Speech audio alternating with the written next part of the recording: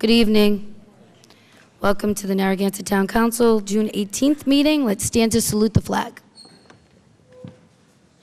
I pledge allegiance to the flag of the United States of America and to the republic for which it stands, one nation, under God, indivisible, with liberty and justice for all. Amen. Good evening. I just have an announcement. I just want to remind everybody that there is a workshop on Wednesday, June 27th at 6 o'clock in the chamber, and it's how to ride Ripter.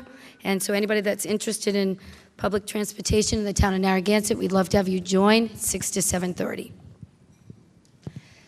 Also, I just want to mention that we had an executive session, and I'm going to turn it over to the solicitor to give us an update and to talk about our next steps. Thank you. We just concluded the executive session regarding Mark, are you on? I think I'm on. Okay. Paul, Thanks. can you hear me? So we just concluded an executive session on the status of litigation for the status of the four unrelated ordinance. And with me is Assistant Solicitor Andrew Berg, who has extensive experience in litigation and appellate work. So I'm going to ask Andy to summarize where things stand with some history. Andy. Good evening, everyone. Again, my name is Andrew Berg. I'm Assistant Town Solicitor. I started in October 2017, and my primary responsibilities, in addition to some prosecution in municipal court, is handling the town's litigation. So when I started in October and started picking up the files, one of the files I assumed was the ordinance related to the four unrelated persons, which I know is a topic of great interest in the town. And I had discussions with my predecessor, Patrick O'Neill, who's now a magistrate judge, about the status of the case. And as I'm sure the people who are interested know, this is you can go back to 1994, a similar ordinance was declared unconstitutional by a judge of the Superior Court, Judge Fortunato. And that's basically been the state of the law in that respect for the last 20 years. And then until the town reenacted a similar ordinance and raised the amount of unrelated people from 3 to 4, as it was basically going to be a test case. The town filed several violations, in fact, more than several, a couple of dozen, if not more. And they were brought to the municipal court in front of Judge DeCubulis. Now, Judge DeCubulis, really, his hands were tied in considering the ordinance, because he was bound to follow the ruling of Judge Fortunato in the Superior Court, finding the ordinance to be unconstitutional. Even though it was not exactly the same, it was close enough that the judge felt compelled to basically follow the Superior Court guidance and rule it unconstitutional. The town council met. The vote was taken to appeal the case from Judge DeCubulis. The only problem is, in my discussions with Mr. O'Neill, was it wasn't clear what the avenue of appeal was. Did the case need to be appealed to Superior Court or to the Supreme Court? Now, if you're a defendant in the municipal court, the law is clear. There's a statute right on point that says any defendant aggrieved of a decision in the municipal court can appeal to the Superior Court. Unfortunately, that statute doesn't speak to a case where the town is the aggrieved party in a municipal proceedings. In other words, it doesn't allow for the town to appeal to the Superior Court. Now, Mr. O'Neill encountered the same problem I did. I scoured the statutes, couldn't find any authority of where the case needed to be appealed. Now, Mr. O'Neill, he made a decision to appeal the case to the Superior Court. And in fact, he did file an appeal. I think, again, there was probably 30 violations that were all appealed to the Superior Court. I decided, because it was kind of a gray area, I'd take a fresh look at it. And also, I have extensive experience as an appellate attorney. I began my career at the Attorney General's office as a prosecutor, and for the first close to 3 years, all I did was appeals. I've been in front of the Supreme Court probably over 100 times. So I decided to take a fresh look at the case, and I looked at it myself. As I said, I did the research, couldn't find any statutory authority. And in such cases, I determined that the proper appellate route when the statutes are silent is to appeal by what's called writ certiorari to the Supreme Court. Now, a lot of cases, if you're in Superior Court, for example, if you're convicted of a crime or you have a civil trial, you have what's called a direct appeal. In other words, you have a right to appeal to the Supreme Court. But in all other cases where it's not specifically spelled out, you have to basically ask permission of the Supreme Court to hear the case. It's called a writ of certiorari. And the Supreme Court can either say, yes, we'll entertain the case, or they say no, and that's the end of it. Then the lower court decision is final. So my own conclusion, and I spoke to a couple of other very experienced appellate attorneys, was that the municipal court decision needed to go by writ of cert to the Supreme Court. And in fact, that was a decision we made after consultation with Mr. Davis, and we had discussions with the town council that that's what we would do. There was no time limit on a writ, so there was no prejudice in withdrawing the Superior Court appeal and filing the writ. And in fact, that's what I did. I filed the dismissal of the Superior Court action with the intention of shortly thereafter filing a writ of certiorari. Literally within a week of doing that, while I was preparing to ask the Supreme Court for permission, I saw a news story that Providence had an extraordinarily similar ordinance that was in the Superior Court. So in other words, it was already being heard in the Superior Court by a different procedural mechanism. Unlike Narragansett, where the accused homeowners challenged the judge's decision in municipal court, in Providence, the landlords filed what's called a declaratory judgment action in the Superior Court. In other words, they asked a judge in the Superior Court to bar the municipal court from hearing this ordinance case on basically the same exact grounds, that it was unconstitutional. So the landlords were a little more proactive in Providence, and they skipped a step and they brought it to a higher court. Well, the good news is the decision in the Superior Court is directly appealable to the Supreme Court. And the better news is the new judge in Superior Court, who is only hearing this issue, only the second judge to consider the issue after Judge Fortunato, ruled that the ordinance was constitutional. In other words, the town could enforce that ordinance. So now there's a split between the two judges. You got one ruling in favor of an ordinance and one ruling against. And this case is going to be absolutely heard by the Supreme Court. And they don't have to ask permission like we would have had I had to file a writ of certiorari. So I spoke to the city solicitor in Providence. I know the people involved. I've got the file in Superior Court. I looked at the briefs that were filed in the Superior Court, and I got to say, I could not do a better job myself writing the brief or defending the ordinance as Providence did. They filed a 50-page brief defending the ordinance. And quite frankly, if we were to do the same thing, if we were to take a separate appeal, I would probably call Providence and say, hey, can I use your brief? It's that well written. So the case is being very well argued and represented by the city of Providence. And we're kind of lucky we had a little delay on the procedural issue, because now we can just sit back and see what happens in the Supreme Court. The town does not have to expend any resources on legal fees, filing fees, and once the Supreme Court rules, we'll know exactly where we stand. If they find that the ordinance in Providence is constitutional, it's virtually guaranteed that our ordinance will be found constitutional. On the flip side, if they find it unconstitutional, then we probably need to find a different way to attack the problem. So, the transition between the solicitors probably worked in our favor here. The little confusion of the jurisdiction and the proper route, it gave time for the Providence case to develop, and now we can really take advantage and not have to use town resources to address the issue. Thank you for the update. Moving on in the agenda, on approval of the minutes, April 24th, 2018. Do I have a motion? So moved. Do I have a second? Second. Any discussion? All those in favor? Aye. Aye. 5-0, motion passes. April 25th, 2018. Do I have a motion? So move. Second. Any discussion? All those in favor? Aye. Aye. 5-0, motion passes. Next, we have a showcase. We have the Pedestrian Bike Committee, and I think we have David Smith and Randy Fixman. It's about a 10 to 15-minute presentation on recommendations that will be later voted on by the council. So welcome.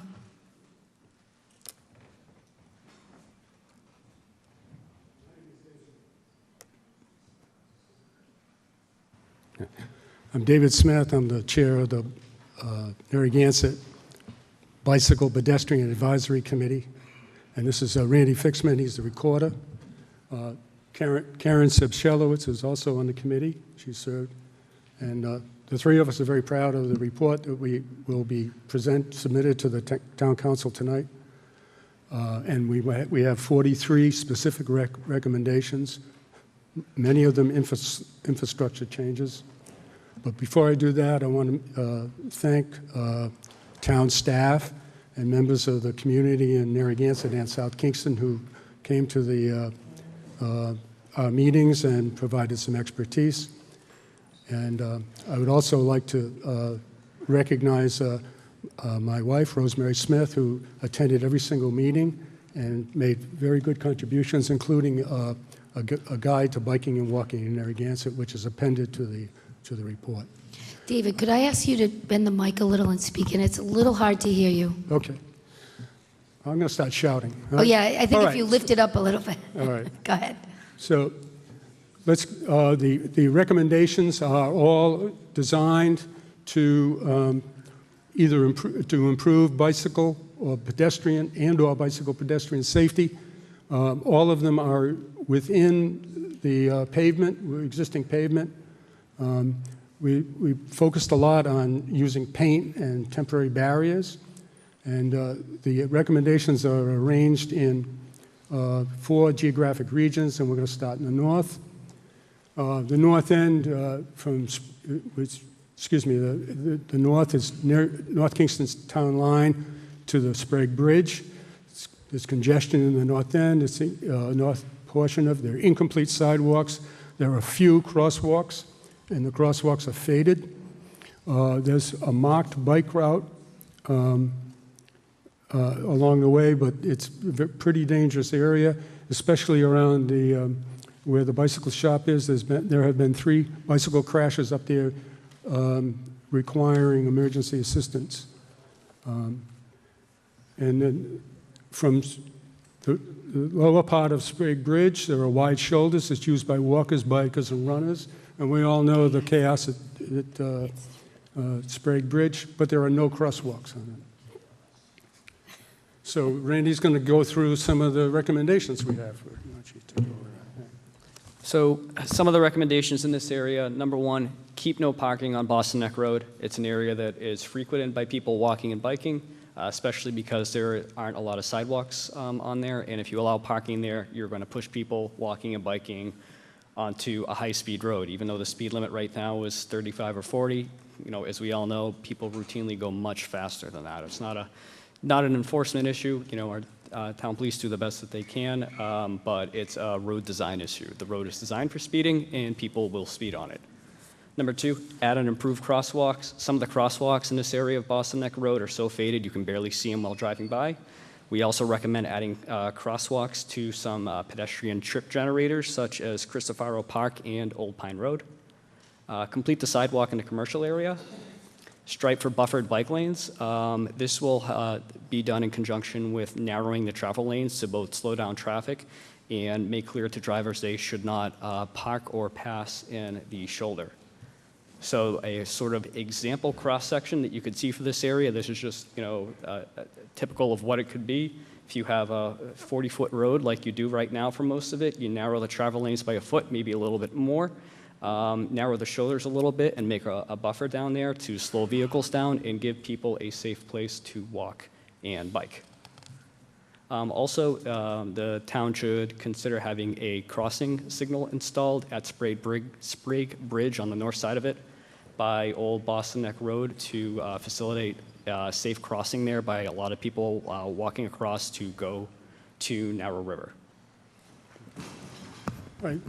Well, we spend most of our time talking about 2 problems on Kingstown Road, Narragansett Avenue, which is the principal east-west corridor in the center of town. The first one is the unsafe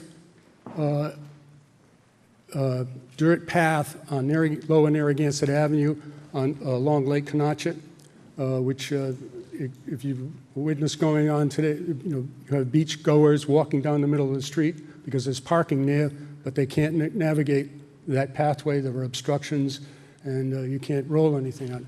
The second problem we discussed at length was the current exit of the bike path onto Mumford Road.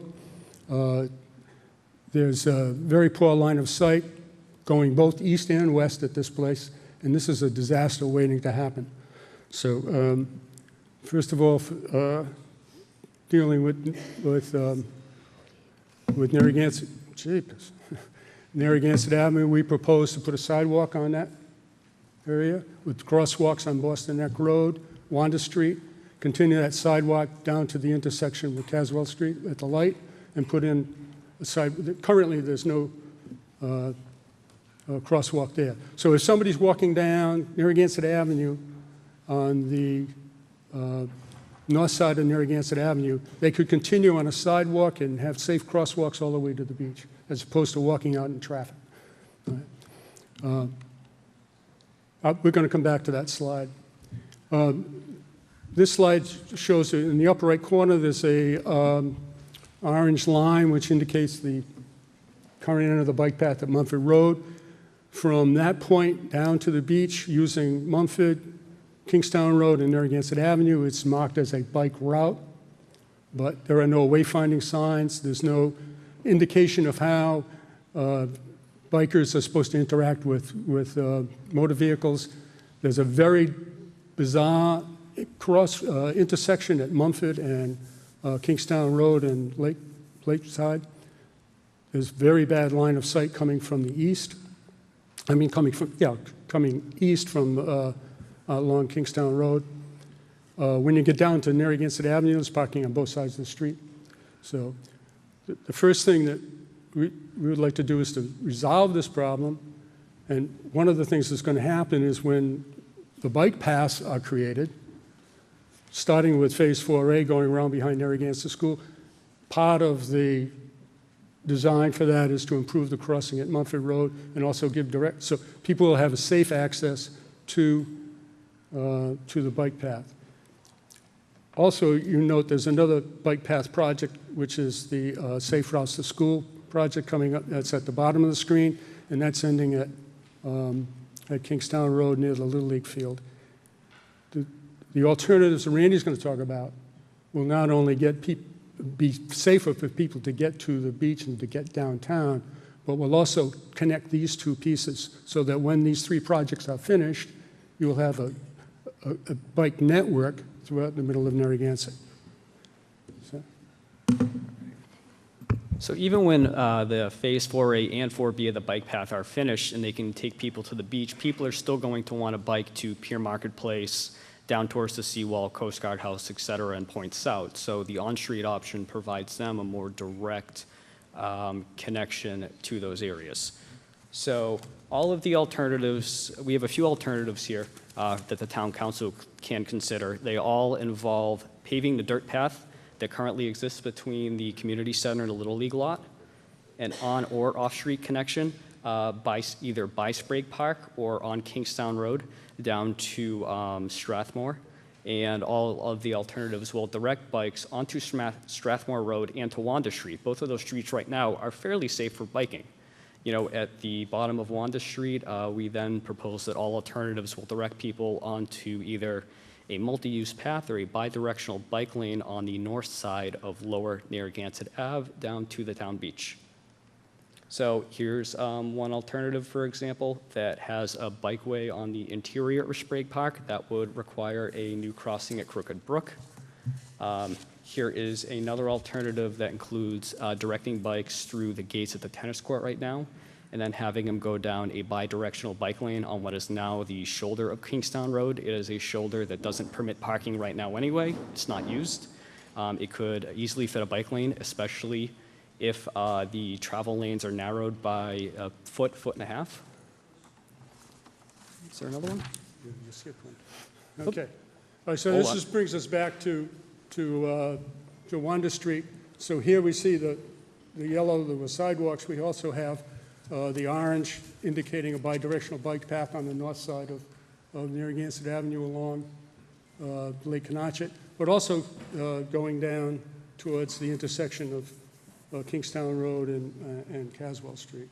And so this would direct people into the downtown area as well as to the beach. And we understand, of course, there's environmental permitting issues if we were to try to, pave more or disturb some more land closer to Lake Canachet. But, we're not even proposing that. We're proposing using the existing curb space that's paved right now to create this, and we think that there is room right there. It's a short-term example. This is just an example from Seattle. They call it a pop-up sidewalk. They basically took a parking shoulder, they put some curb stops and some bollards up there, and there you go, you have your sidewalk. It's something that they were able to do for 1/12 the cost of a conventional sidewalk there. It's something that can easily be done here as a trial, and if it works, it could be widened, it should be widened to properly accommodate demand. And this is something that would require no permitting, no easements, no environmental issues with Lake Canachet. Okay, now in the next section, we want to talk about going from Sprague Bridge down to Monahan's Dock. It's high traffic, bikers, runners, and walkers use it. Sidewalks need a repair.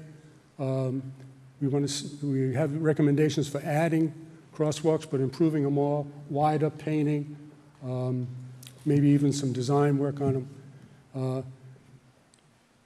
There's a bike route, but it does not have separation. So as we saw in the earlier slide, the north part of Boston Neck Road, we're recommending separated lanes.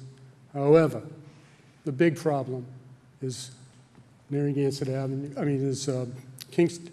Boston Neck Road from Sprague Bridge to Beach Street. The northern part of it is 2 lanes. It's a curved road, wide shoulders. It's 40 miles per hour. As you turn by the Dunes Club and continue on Boston Neck Road, you have a 4-lane straightaway, 12-foot wide travel lanes, narrow bike lanes, shoulders, 3 pedestrian crossings, and it's 25 miles an hour. The design of that southern portion contradicts the posted speed limit. I challenge every one of you to obey that 25-mile-an-hour speed limit for the next month. You'll experience some interesting hand gestures. Okay, so what can we do about that? Well, we can have enforcement if you want to have a gargantuan police budget and have police out there all the time, or you can do some things with the design of the road within the existing pavement. And I'll let Randy explain that one. So if you are driving 25 miles an hour by the beach or 40 miles an hour just north of there and it feels slow, it's because it is. Those roads are not made to drive those speed limits. They are made to drive faster, so that's what people are comfortable doing. I freely admit I speed on there too. I go faster than 25 miles an hour. This is an option, again, that can be done, that we believe can be done within the existing curb space that narrows down the travel lanes by the beach. So picture this, for example, if you're heading north and you're just by the South Pavilion parking lot. We propose to narrow the travel lanes to go from 2 to 1. Heading north by the beach and the drop-off areas, there would be a parking lot, drop-off, slowing down, queue lane, and then a bike lane as well. And the way that we see it, one of the biggest problems with congestion by the beach is people slowing down or stopping to wait to turn into the parking lots or to the drop-off areas, and people in the right lane pulling into the left lane to try to get around them.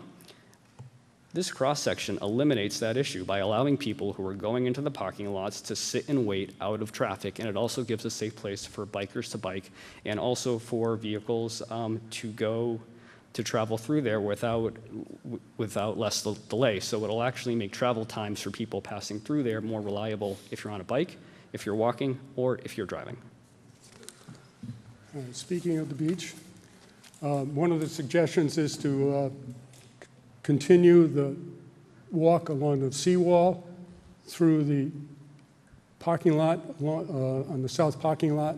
And this would involve redesign the parking to provide an 8-foot wide walkway along the current fence line, so the walkers can continue that.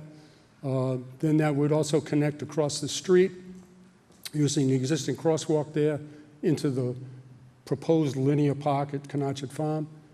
During the the non-beach seasons, there would be a gate opened at the northeast corner of that lot, which would allow people to continue the walk in front of the pavilion. This would require David, we have about 5 more minutes. yeah, this will require redesign of the parking, perhaps angle parking with a one-way circulation.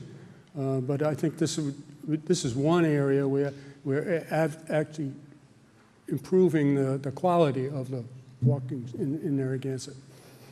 What the hell? We're stuck, Mike.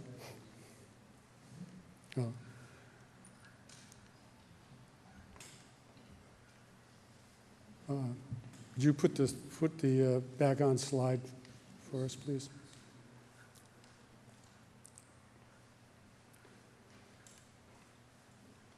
Yes, stop right about there. Okay.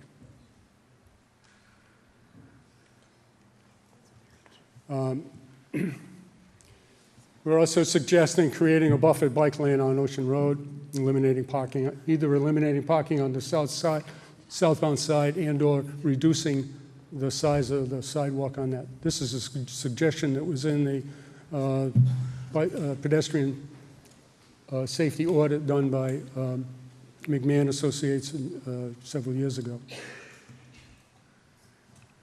Currently, and this is very quickly to talk about Point Judith area, currently the all of Ocean Road, portions of Point Judith Road, parts of the Escape Road are marked as bike routes, signed bike routes. Biking on Point Judith Road is favored because it has very wide, safe shoulders. But if you got hit by a car going at Point Judith Road speeds, that would be the end of your biking career. The state Division of Planning has a bicycle mobility plan, part of the long-range transportation plan, and they're recommending, they will be recommending that separation on all of this bike route and extension of the bike route up to South Pier Road and continuing over, so that there would be a loop bike route in the middle of town. We're going to suggest that you promote that, you support that, but that you mark Kinney Lane, Kinney Avenue, Gibson Court, Earls Court for bike use, so that bikers can have that loop experience and avoid the Salt Pond Plaza. We have several recommendations for biking and promoting. Once these, it's safer, people will be more encouraged to do it, but we have walking and biking guides. There's a walking guide attached to the report. We can do biking activities on Gansett days, put safety tips in publications, install more bike racks, maybe one at the town hall, bike rack rental kiosk in downtown, allowing bicycle vendors to have their mobile repair and safety check vehicles on highway days.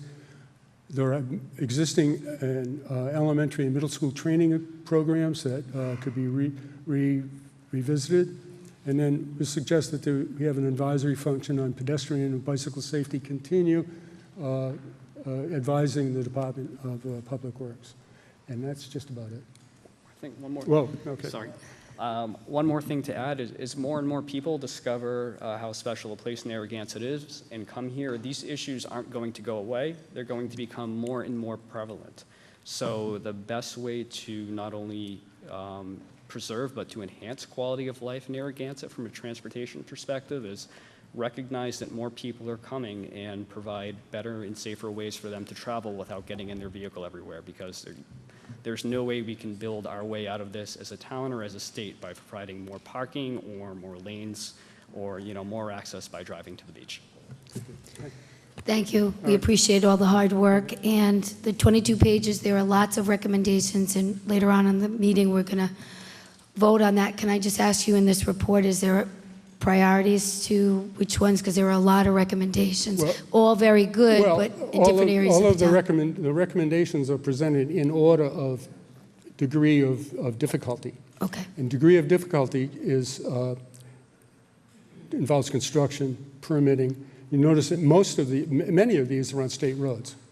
So, for instance, the alternatives that Randy showed about near Sprague Park, you can stay off the state road and go through back of Sprague Park, but then you're dealing with environmental permits.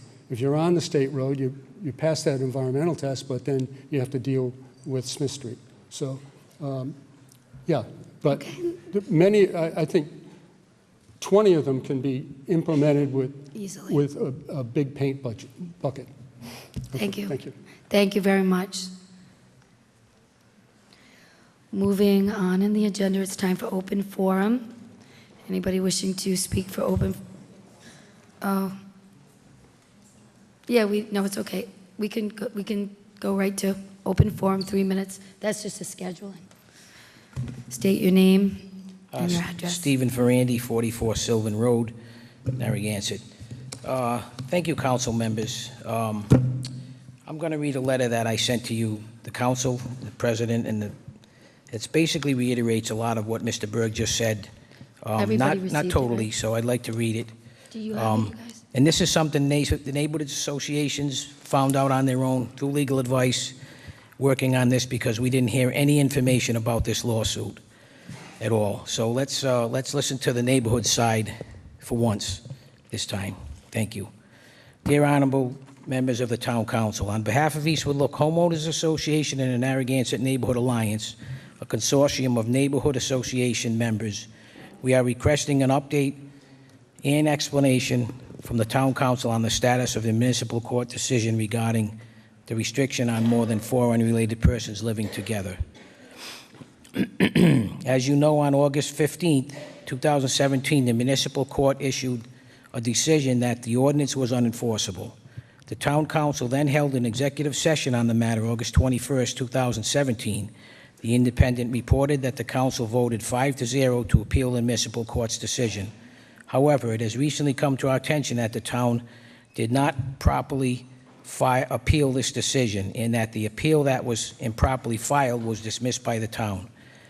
As to the improper filing, the statute that created the Narragansett Municipal Court explicitly provides a defendant with a right to appeal to Superior Court, but the town is not granted explicit right to appeal. So in order to have the decision reviewed by a higher court, the town should have petitioned the Rhode Island Supreme Court for a writ of certiorari. Instead, the town filed an appeal in Superior Court. Making matters worse, we have learned that the town voluntarily dismissed the appeal. The residents and taxpayers of this town deserve an explanation for this. Why was the appeal not properly filed with the Rhode Island Supreme Court? Why was the appeal dismissed? And when did the town make this decision? As you know, there was an ad hoc committee formed to study the passage of unrelated persons ordinance, and close to 2 years of work went into this effort. The ordinance was finally adopted as a result of a lot of hard work, time, energy, and money expended by all stakeholders. If the town intends to abandon this effort, Eastwood Look and other neighborhood associations deserve an explanation. We are respectfully requesting an explanation on this matter. Furthermore, we are requesting that the town move forward with the filing of the writ of certiorari in the Rhode Island Supreme Court, so that the municipal court decision can be reviewed. In light of the current situation, it may be wise for the town council to consider engaging an expert appellate litigation. Thank you for your consideration. Now, the neighborhoods have been working on this for months and months and months because we heard nothing that was going on with this ordinance. So we had to find this out on our own, and I admit, attest that we probably wouldn't have heard from Mr. Berg if this wasn't brought out by the neighborhoods. So we can't, we don't want to be kept in the dark. Yeah. I don't want to take too much time, but this is a very important neighborhood issue, yeah. And, we don't want to be left abandoned out here. And there was a lot, Susan, that was done wrong about this, and a lot, I don't know if it was hidden, but it wasn't let out to the townspeople. So thank you, Steve. We have the update tonight. We heard all the information you could publicly, so thank you. Anybody have anything to add to that on the council? Okay, no? Okay. You know what? Okay. Thank you, Steve. Come on up.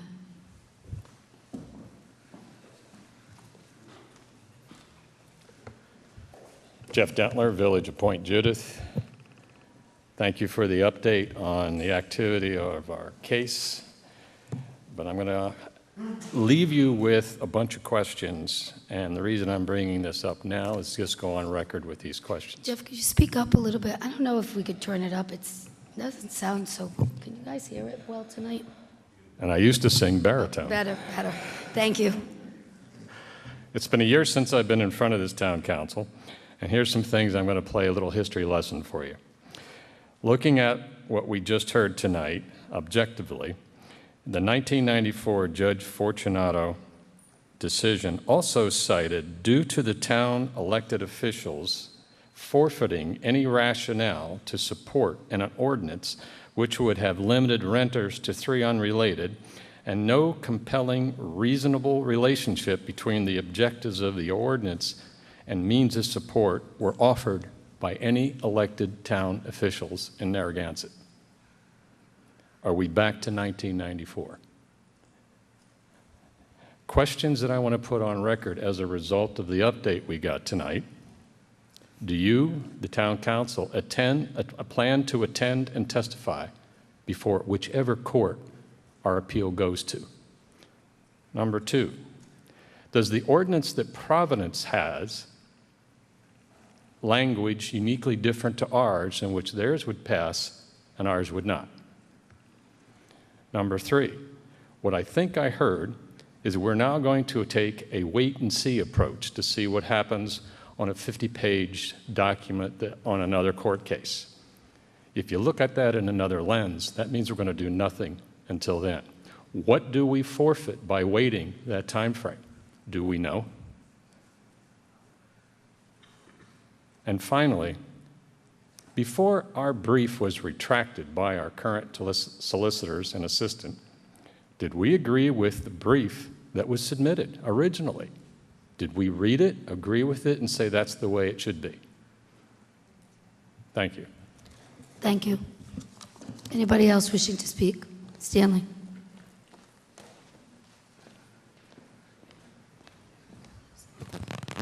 Stan Wojciechowski, Narragansett.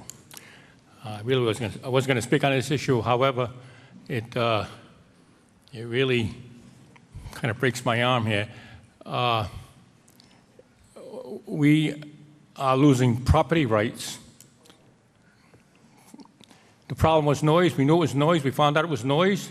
The police improved their noise issues. I think now you find that the issue is noise, not the number of people. I told you before, I'll tell you again. I had 5 children, and they caused a lot of noise right here on Fifth Avenue. Neighbors complained. So a family with 3, 4, 5 children out there fighting, having fun, starting the cars with mufflers. So a family also causes noise problems. And it's a solution. They call the police. Noise. What is to be gained by restricting what we can do on our own property? Violation of my property right, basic property rights. You're taking away some right that I have on my property. I got 13 grandchildren. Shall I tell them, well, we can't have a party at my house? You're going to be parking all over the road. There's not enough room. So I can't have my family come over. It's bad enough that you take parking off one side of the street. But for unrelated is not a solution. Taking away my property rights because of noise is not a solution. I thought we had a noise ordinance. Let's fix it, work it, improve it. I don't know what to do. But let the police know. Right now they're doing a good job. The numbers prove that. I think somebody gave you some sheets on the numbers, the improvement of the numbers. I think some of you have been out there looking. There is a fantastic improvement, so we don't need to go to some antiquated idea from 1994 or whatever. All we need to do is wait and allow our wonderful chief to continue his activity, and we won't have any noise, and we won't need an ordinance. Noise is a problem. Thank you. Thank you, Stanley. Steve?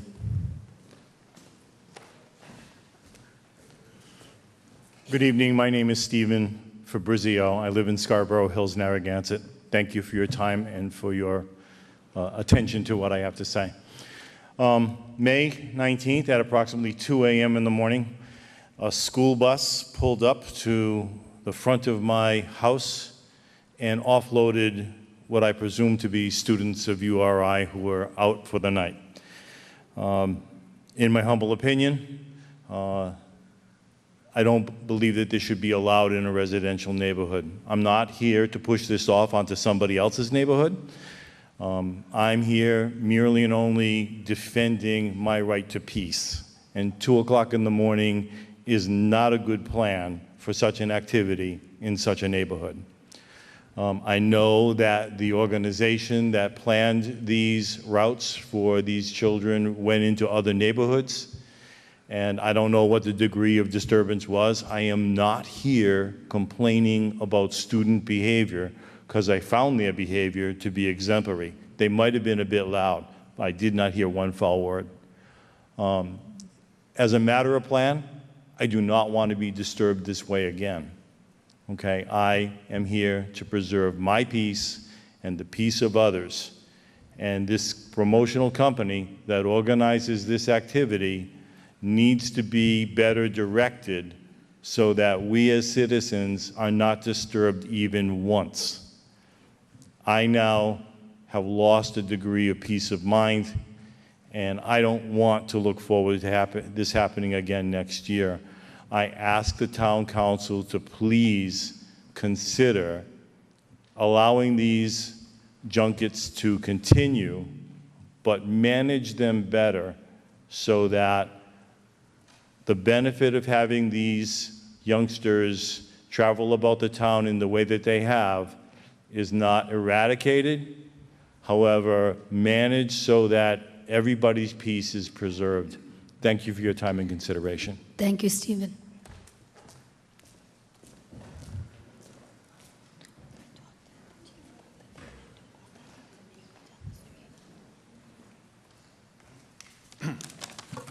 Madam President, members of the Town Council, John Garrahy, 63 Star Drive. I am an attorney, but I'm here representing myself, and you know what they say about a person, a lawyer that represents himself.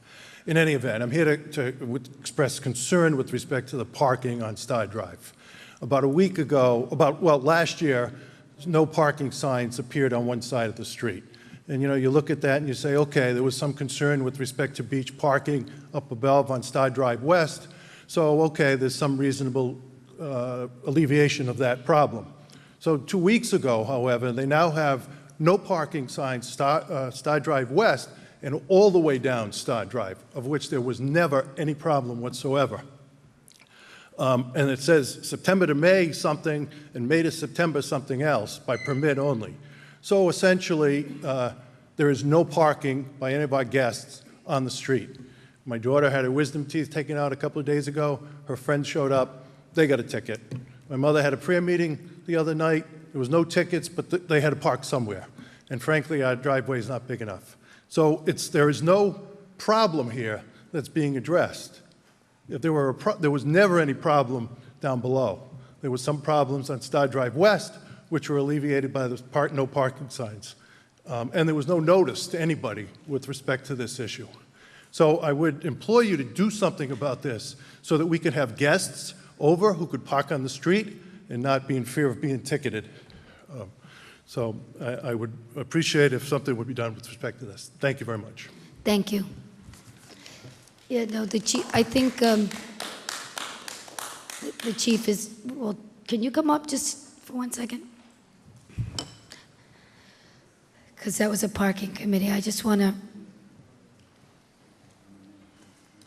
I know that we've gotten a couple of calls on that, just obviously trying to help the residents enjoy the quality of life, and what happened on Star Drive and Star West was kind of, can you just go over that? Because that committee met and we just recently made a change and we just want to. Yes, so I think the best way to do is take it from the top. The facts and travel on this was last summer we had the issue with people who want to go to the town beach but don't want to pay for the parking. They go to this plat, and if you take a look at a map of the area, The road that takes them the closest to the beach where they can park is Star Drive West. So that's where the issue was, cars parked on both sides of the road. So I propose, in order to address that issue, to limit parking on one side of the street so that emergency vehicles could get through. But we know when I presented it to you that if you restrict it on one road, that's going to push traffic to other roads. So last year, actually, those parking was restricted on one side of the road for all streets in that plat. A further complaint came beginning of this season about the increased traffic on parking on just one side of the road, littering and other quality of life issues. So we know that we're going to be restricting parking further in the Sprague Bridge area. So we know it's going to be a further demand on top of what there is right now. So if there's a parking restriction on both sides of the road with Star Drive West, we know that when those cars go down and they see they can't park there, they're going to start parking on Star Drive, on Castle Road, and so forth. So that's why, because we deal with it all the time. You make a change on one road and just changes circumstances one road over. So that's the Okay, thank you for that. Yep. No, it's open forum. You already spoke on that. Come on up. Thank you. Oh, Tom. Yes, I've lived in this community for like... You have to state your name and your address. Tom Gershkoff, 91 Star Drive. I've lived in this neighborhood for 20 years, and never has there ever been a person parking on Star Drive, particularly in the northern part of Star Drive. So we don't understand why there are suddenly these signs saying you can't park. And I have a 20-year-old, a 21-year-old, and the kids come over to the house. They can't park there anymore. I don't want to send them home. I don't understand why this rule has come into place. It doesn't seem to make sense. Nobody parks on our road. Thank you, Tom. Thank you for being here. Jesse? Come on up, Gloria.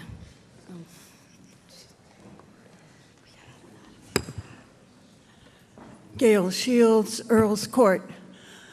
I wanted to thank, on behalf of the Friends of the Library, the over 50 men and women who helped to organize and sell books at our book sale a week and a half ago, and the hundreds of people who came to the library and bought over 3,000 books, and this was the best sale we've had in many years.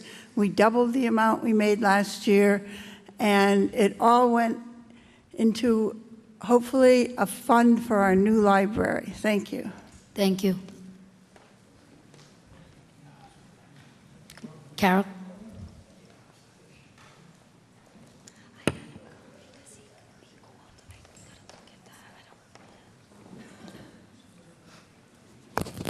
Carol Stewart, Foster Lane, Narragansett. Good evening. Good evening. Thank you for the update. It's been extremely stressful for the past year or so when we had to go through the trauma again since originally 1994. Again in 2004 when we went up to the State House and testified, trying to get the law back in being enforced, limiting the number of occupants. And at that time, we were told by the Judiciary Committee that was hearing it that we didn't have to go before the General Assembly, that the town could make its ordinance and it would be satisfactory. So we've been told various things over the years. Some we can believe, some we can't believe. Sometimes we just don't know. And you talk about property rights. Do I have any? I've lost all my rights in my neighborhood. All of them. I have to view things that I never dreamed I'd see in my later years of retirement. I've seen retirees come and leave my neighborhood because they can't tolerate it. I've seen families leave my neighborhood. Why? There's nothing wrong with rentals and students. In general, we can welcome them and live with them. You need oversight. You need oversight. You need building officials to issue violations.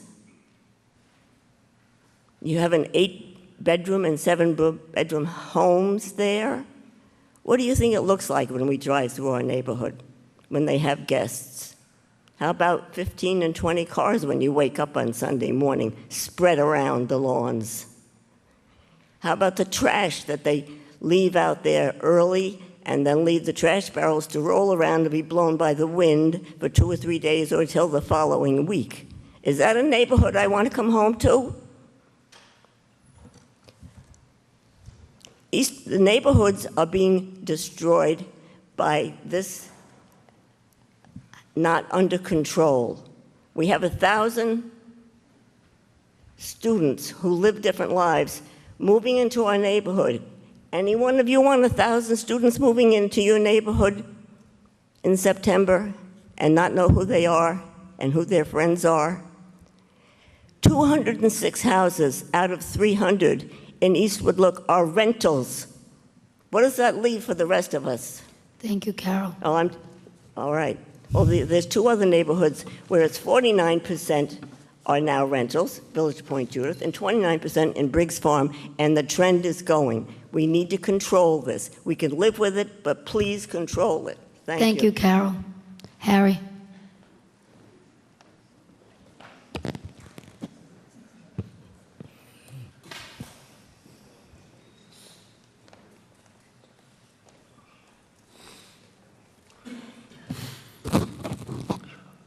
Harry Schofield from Atlantic Avenue.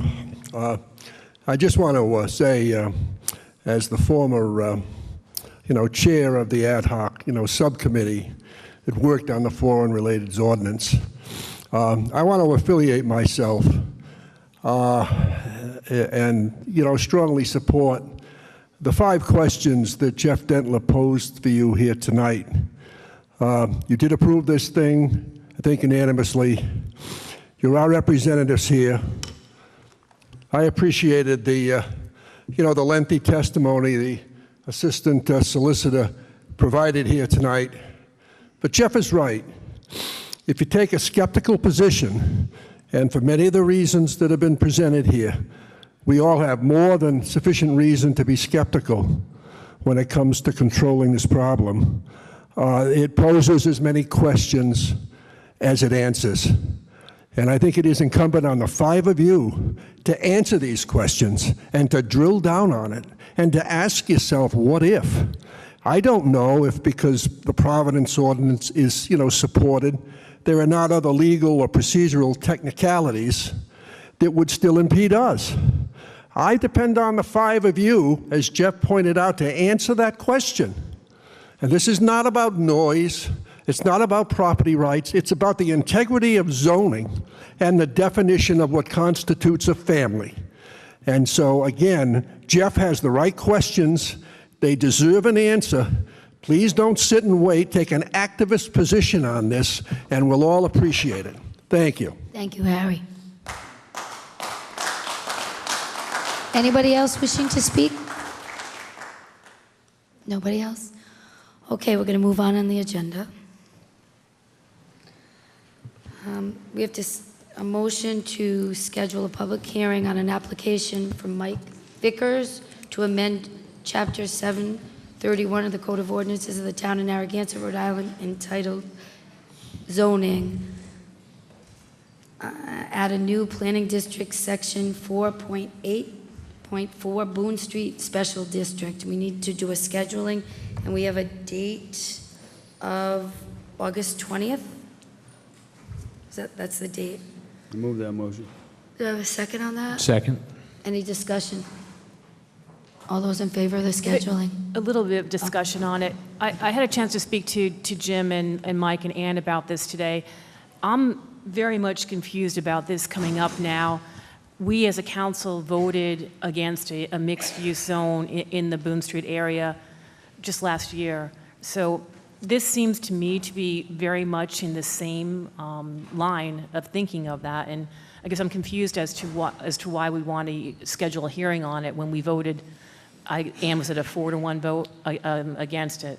Right, and I remember, when we did the comprehensive plan, that was something that we were committed to, and when I first saw it too, but then any applicant, I guess, can come before the council for a public hearing, and I guess at that time we make a decision, so we can't deny an applicant to have a public hearing. We can deny an applicant, but it has to be something that's going to be withheld up in Superior Court. So we can deny it, but I guess to your point, Susan, we pulled it out of the comprehensive plan as a council, so why would we want to backtrack on a decision that we already made, is my question in discussion with my colleagues.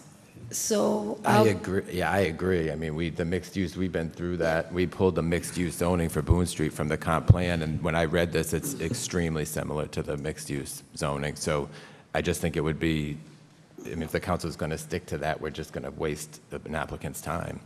So in the comprehensive plan, there are some things that we didn't abandon. One of the things we talked about is just different types of neighborhoods. I mean, I think we at least owe the applicant the scheduling to have the public hearing, and at that time, if we don't want to support the change in the zoning, then we can, but I don't know if I feel comfortable to say we can't have him come to say his piece. I don't know. How do you guys feel about that? This is just the scheduling. It's not saying you support the change.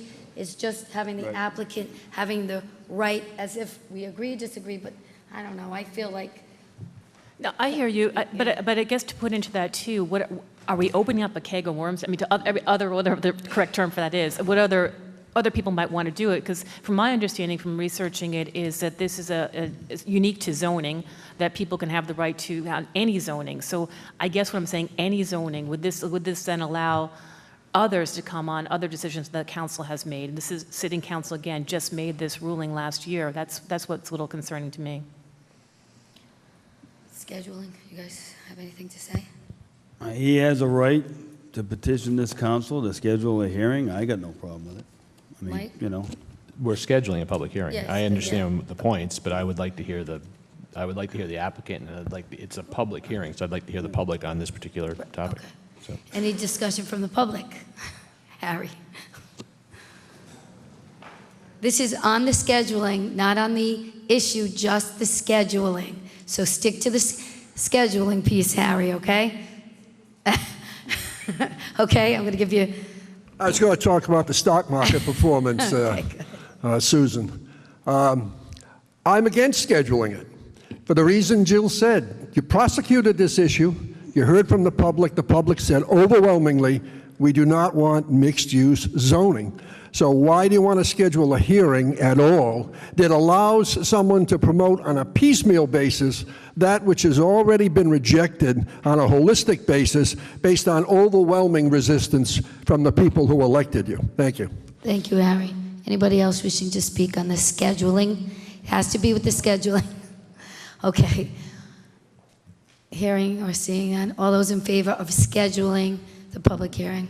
Aye. Aye. All those opposed? No. No. 3-2. Motion passes. For scheduling, let's not get ahead on our skis. Okay, sorry. Okay, the next consent agenda. Do I have anybody on the council that's wishing to pull anything on the consent agenda? Yes, it's got to go to the planning board, so do you need a motion? Yeah, a motion to refer. Move that motion. Do I have a second? Second. All those in favor? Aye. Aye. All those opposed? No. 3-2, motion passes for the planning board. The next thing on the agenda is a consent. Is everybody comfortable? Does anybody have an item to pull? Jill, Matt? No? Do I have a motion to approve the consent agenda? So move. Do I have a second? Second. All those in favor? Aye. Aye. 5-0, Aye. motion passes for the consent agenda. Moving on to new business. Number 13, a motion to adopt the appropriation ordinance for the 2018-19 fiscal year. Do I have a motion? So move. Second. Any discussion? Any discussion from the public? Anything you want to add about the budget, Laura? You're good. Anybody? Hearing none, all those in favor of the budget? Aye. Aye. All those opposed? No. 3-2, the budget passes. Number 14, Motion to adopt a resolution establishing the proposed wages for seasonal, part-time, and temporary employees for the fiscal year 2018-19. Do I have a motion? So move. Do I have a second? Second. Discussion. I'd like to move to amend the upper limit on lifeguard captains, assistant lifeguard captains, and veteran lifeguards to $18. Rationale being we have several lifeguards who have served the community for a long, long time and have and work at the beach, and they're kind of the glue that keeps things together there. This would only give Steve the discretion to go to $18. We're increasing it from well, someone needs to second it. I'll second it. I'll second that. Sorry. So I was sharing my rationale, which is basically to thank you to give Steve the discretion if he wants to for that small select group. It's not all the lifeguards. It would be the veteran lifeguards and the captains to go up to $18 max. I think that's an excellent amendment. Yeah, I'm supportive of that. Anybody have anything else to say on that, the wages for the seasonal and temporary? Anybody from the public? All those in favor? Aye. 5-0, motion passes. 15, a motion to approve the URI Crew Middlebridge lease at 95 Middlebridge Road between the town of Narragansett and the University of Rhode Island at the annual payments quoted contingent upon the approval of URI and the Rhode Island State Properties Committee. Do I have a motion? So move. Do I have a second? Second. Discussion on it? Anybody from the public? It's a nice agreement. We're happy with the agreement. It's worked well. So all those in favor? Aye. 5-0, motion passes. Number 16, a motion to, It's 15. This is 15. mine says 16, sorry. Hold on, I have a newer one. Transferable beach pass, 15. So policies of the beach is 15. So this is 15, is it going to go the same then? Is this 16 and 17? Okay. You can go Okay, on, yeah. number 15, correct? Yes. A motion to review the history, policy, and sales of the transferable beach passes sold at the town beach for the 2018 season to clarify some questions. Do I have a motion? So move. Second. Second. Steve?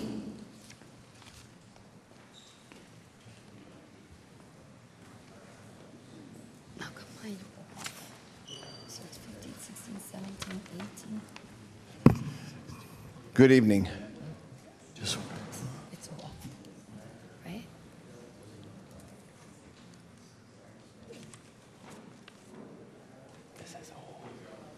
Oh, this is my new one, that's why.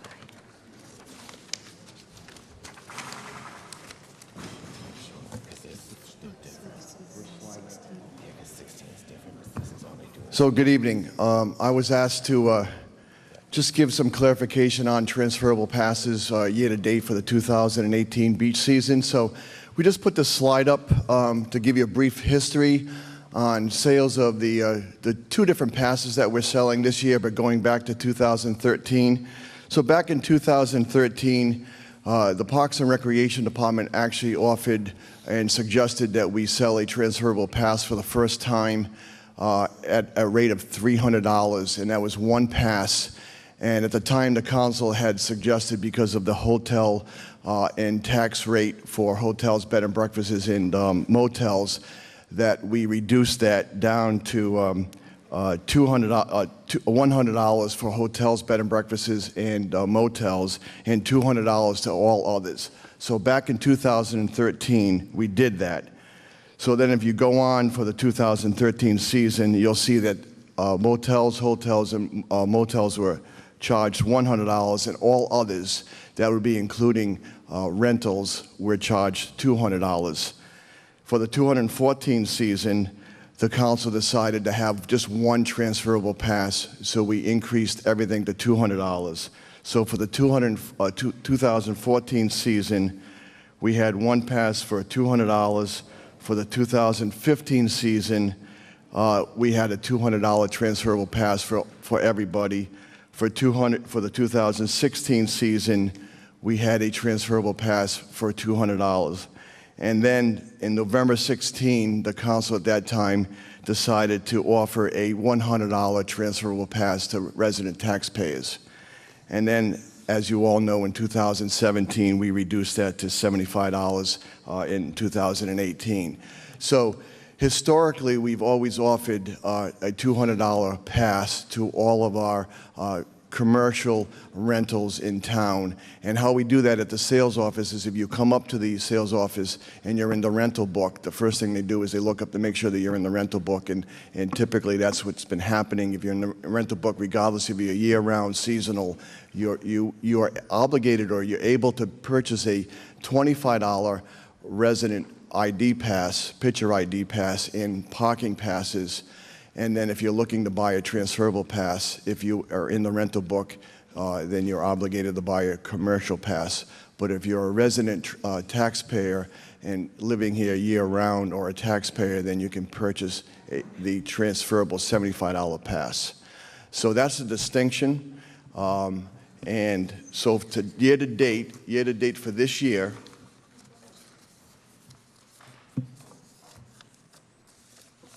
we have sold 1,457 $75 transferable passes and 115 $200 transferable passes.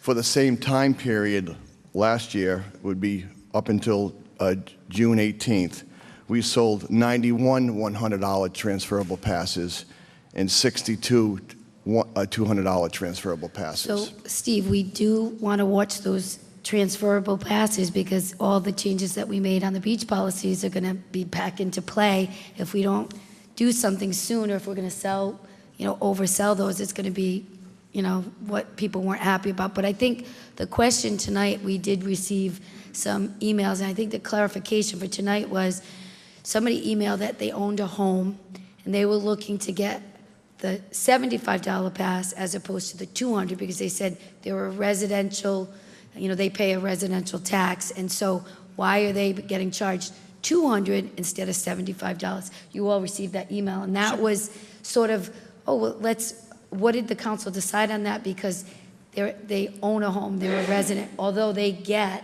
a regular pass for being a resident. This is an additional pass, correct?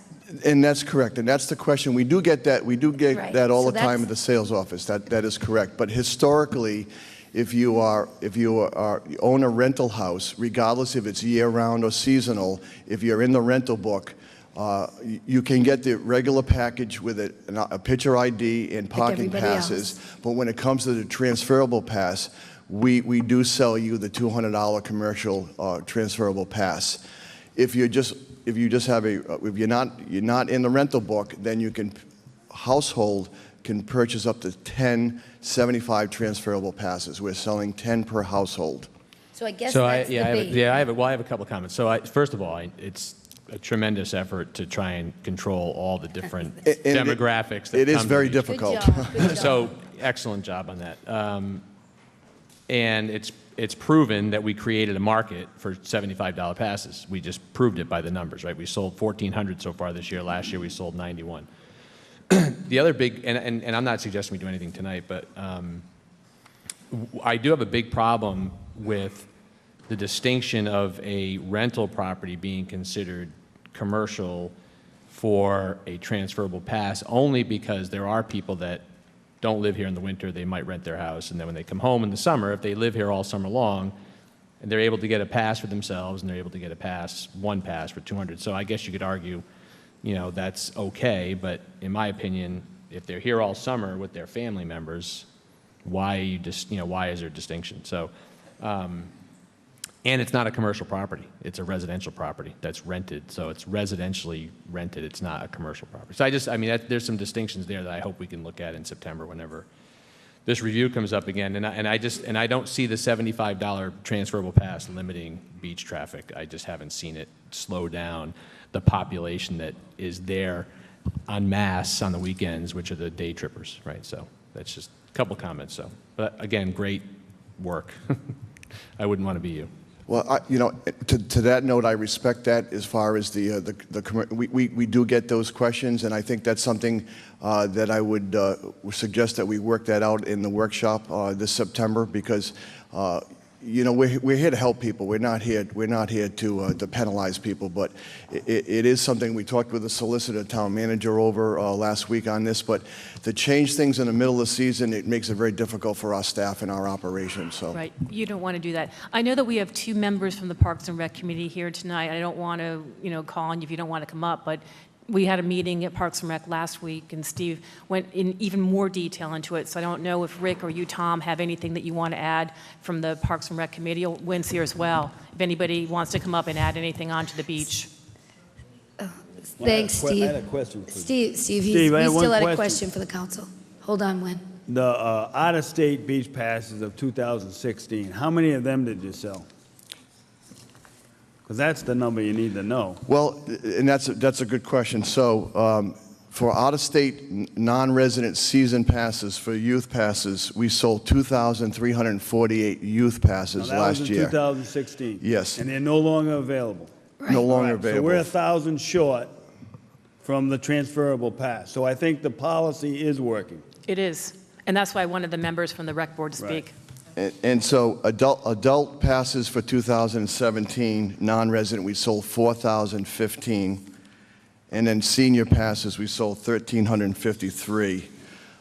So that's what we sold last year for 2000. And Steve, we're not looking to change it. This came up because we all received an email, the difference between the commercial and the residential.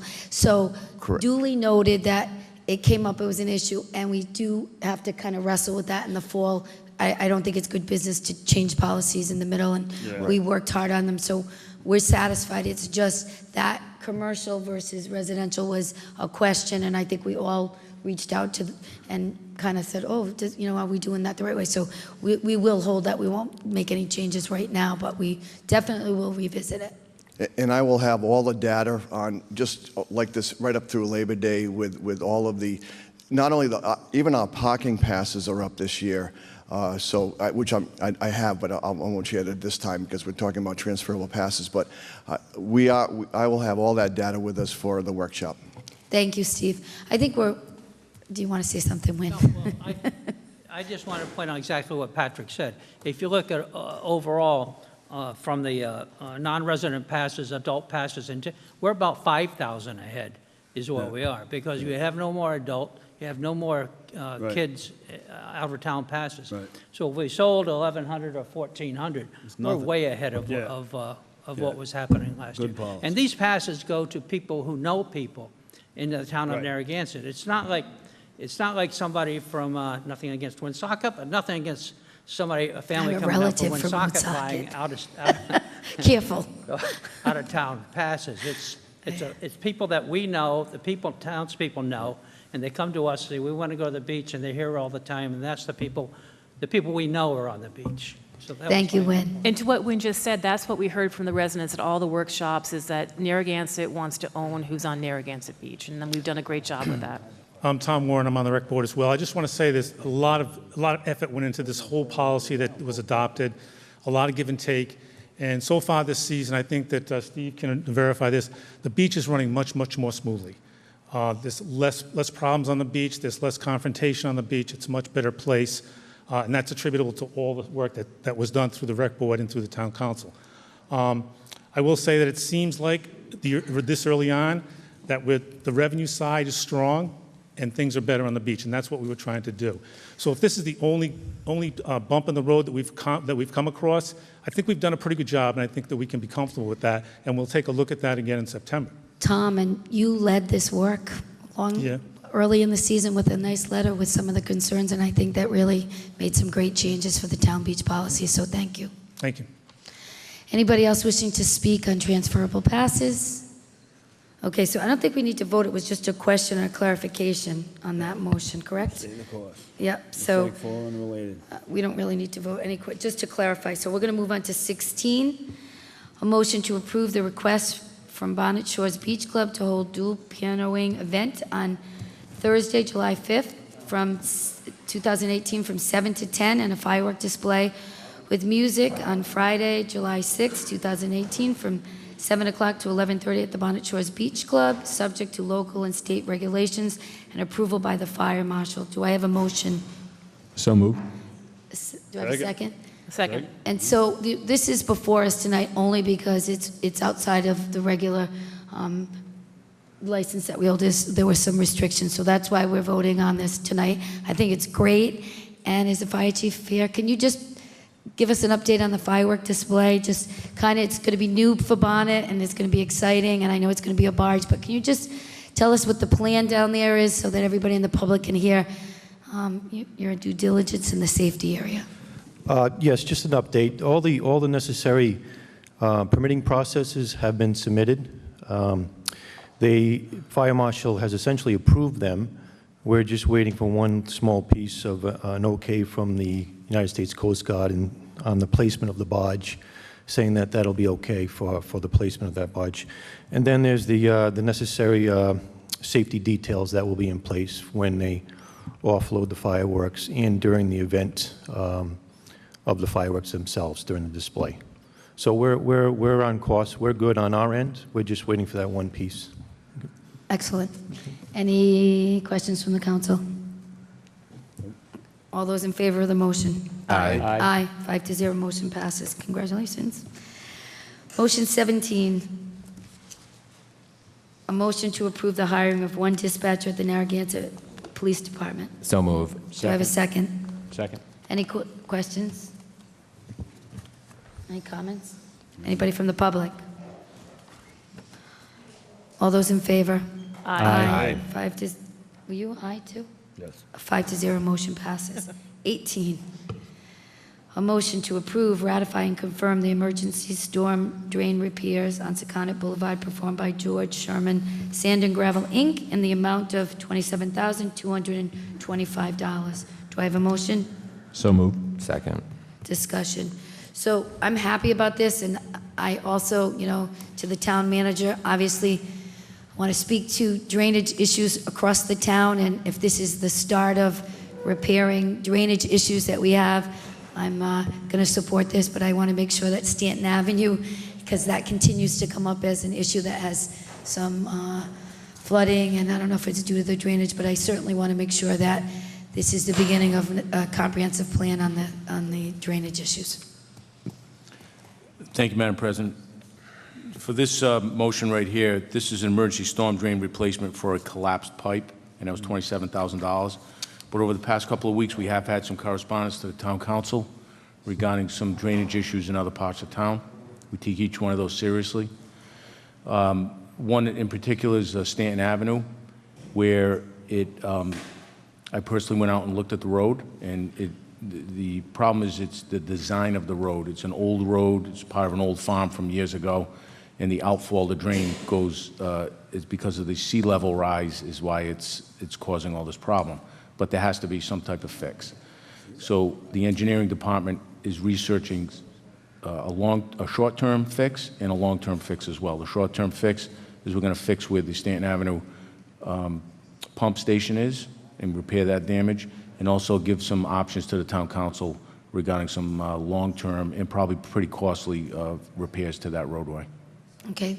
The residents care about the roads. That was the #1 concern that they had, so thank you. That's good to hear.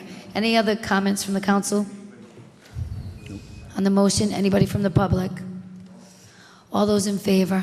Aye. 5-0, motion passes.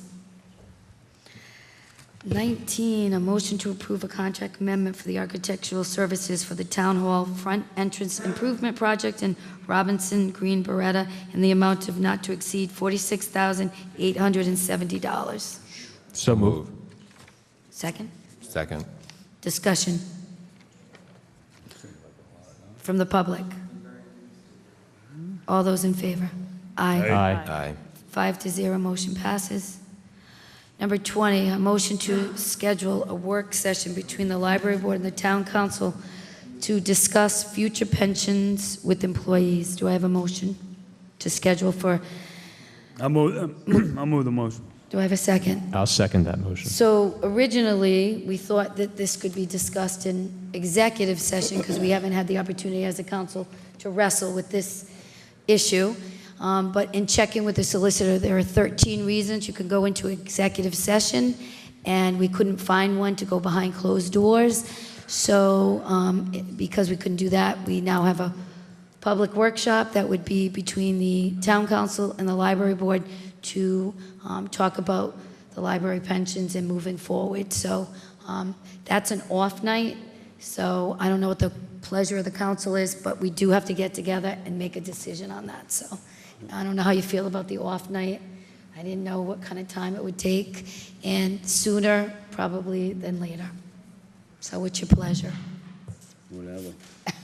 I have no problem with the date. Yeah, the date's fine with me.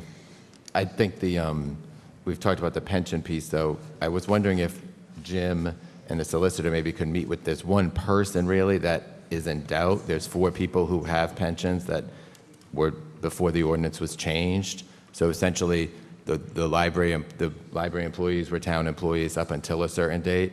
So those people are essentially grandfathered in with the pensions, but the future employees are not going to be getting pensions. So it's the one person. So I almost wonder, do we need a whole work session on, Well, on the issue? I do. I'd like to, I mean, this is a big issue, right? So we want to make sure we walk through, we get the ordinances, we want to make sure we get it right. So I think we need to spend some time on it, maybe not for the 28 years of the people that have been in it. We're talking about the new ones too, right? So, But I think the new ones, I mean, Right, that's from what- what we've said, though, the new ones aren't covered. I mean, that's what we've gotten So- from the 3 Right. solicitors. We have to have an opportunity to talk. So when do we want to do that? Do you want to do it before a council meeting? Do you want to do it on the 9th? But I think it opens up a can of worms, Susan. I think the one person is what we've got to Yeah, solve, the who's in that 2000 transitional. 2005 employee. Right. Right, because the other ones are already grandfathered in. I don't think Yeah. we're talking about that one person. Okay. It's not a bad idea to sit down with the solicitor and Jim and that one person. Okay, so the motion is to schedule, I'm getting confused. Do we want to have a workshop with the library board on July 9th? All those in favor to do that? That's what we want to ask first. I don't care. I mean, if you want a work session, Susan, I'm fine with it. It's something that we need to discuss. If we don't want to discuss it, that's fine. But either way. Okay, so But anybody from the the issue public- with me is that one employee. We need to, make her whole and or Right, him. so him. why have another or workshop? her. We don't need to have one. I mean, Pat, you're in agreement with that? If you could have that one employee work it out with Jim and with the town solicitor? So Well, I again, think we need to get together and clarify the policy. guys, let's stay to the motion. Which The would be motion's something to different schedule. which would be something different from a workshop, right? Because that's us talking about it going forward, because the solicitor has told us it's a black and white issue. So I'm reading this motion, and it says, a work session between the library board and the town council to discuss future pensions with employees. It's pretty generic to me. So I understand the details, but this is a motion to schedule a work session on July 9th. So Personally, I would like to schedule the work session and discuss it, because I'm not familiar with all the exact details that you've just mentioned. I'm familiar with the ordinances that have gone back and forth a few times over the years, so I have no problem with the Okay, anybody from the public? Okay, Lori. Lori Kelly, Wildfield Farm. I just want to reiterate, people need to discuss this. It is not, some of the facts that have been told to the public by the council are incorrect, and to not sit down at a table really sends a bad message to people who have worked for the library for 40 years. So I implore you, whether it's executive session or a workshop, do not think that this can just be worked out with one person and that's all it is, because that is not how the library employees feel right now. Thank you. But Mark, to be clear, it's as far as what you, our solicitor, views this, it's a black and white issue as far as the going forward as being town employees and the ability to have a pension. Based on my reading of the ordinances, it's what the ordinance allows is clear. Okay. Anybody so else? with all due respect to that comment and your opinion, I have a different opinion. So I want the workshop scheduled. So if there's votes for it, great. If there's not, great. But this is a motion to schedule a workshop. Thank you. Let's have Paul come up.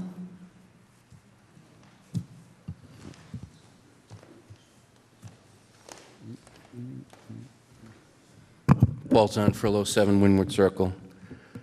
This is outrageous. We just gave the library $10 million. 5.8. 5.8, fine. Put some $2 in between friends. They have retained counsel. Have they not retained counsel? Direct your question to me. Paul. They've retained counsel, right? They have retained counsel, presumably to sue the town or to bring forward an ordinance, less than like 48 hours from when we gave them the $5.8 million. What an incredible sense of entitlement. And that book sale, where hundreds of dollars were raised, that money is going towards the lawyer instead of the $1.2 million. So if it's not true, somebody clear it up. If counsel has been retained by the library, the town is spending money on the council to get these library pensions, and that is just wrong.